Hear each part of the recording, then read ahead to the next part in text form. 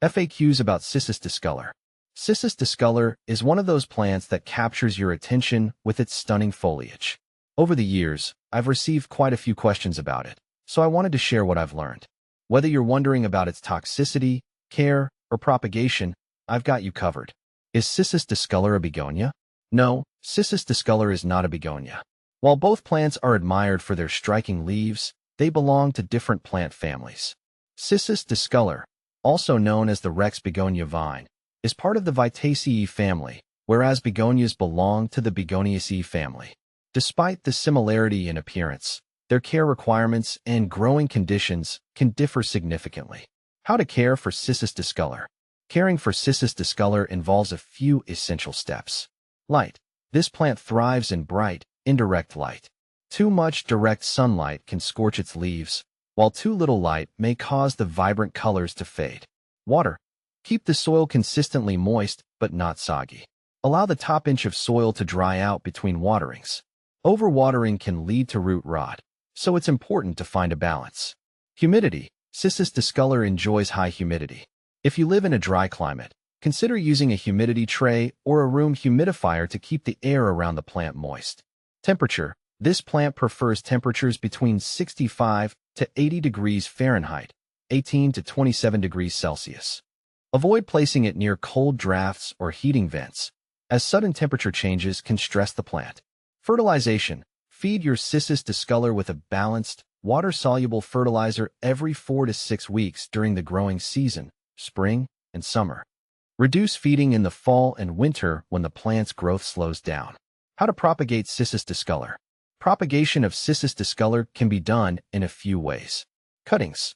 The most common method is taking stem cuttings. Select a healthy stem with at least 2 leaves and a few nodes.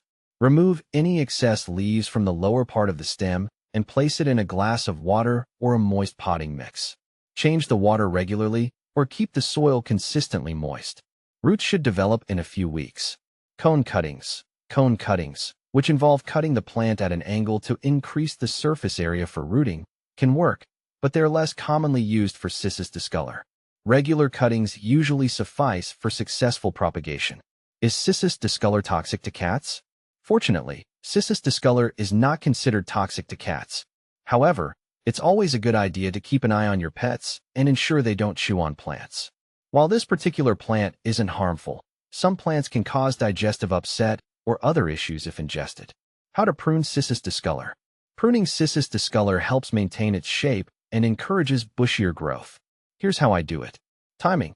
The best time to prune is in the spring or early summer, during the plant's active growing season. Method. Use clean, sharp scissors or pruning shears. Trim back any leggy or overgrown stems to promote a fuller appearance. You can also remove any dead or damaged leaves. Pruning can also help manage the plant size and encourage new growth. What to plant with Cissus discolor. Cissus discolor pairs well with other plants that have similar care requirements. Consider companions like philodendron. These plants have similar light and humidity needs. Pothos, another easy care plant that complements the vibrant foliage of Cissus discolor. Ferns. Their high humidity needs and lush appearance make them great partners. Can you grow Cissus discolor indoors? Absolutely. Cissus discolor is well suited for indoor growing.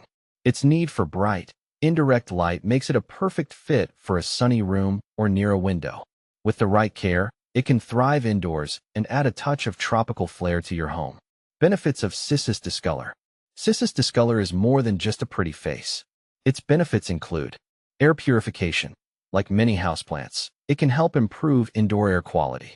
Decorative appeal. Its colorful, patterned leaves make it a striking addition to any plant collection.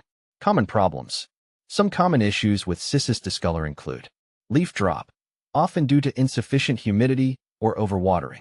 Pest issues. Watch out for pests like spider mites or aphids, which can sometimes affect the plant. Compare with other plants. Compared to other houseplants like Begonia rex or philodendron, Cissus discolor offers unique foliage and a distinct look. While begonias may have similar leaf patterns, Cissus discolor's vining nature and care requirements make it stand out. Its ease of care is a plus for those new to plant parenting. I hope this guide helps you with your Cissus discolor care and propagation. If you have more questions or want to share your own experiences, feel free to reach out.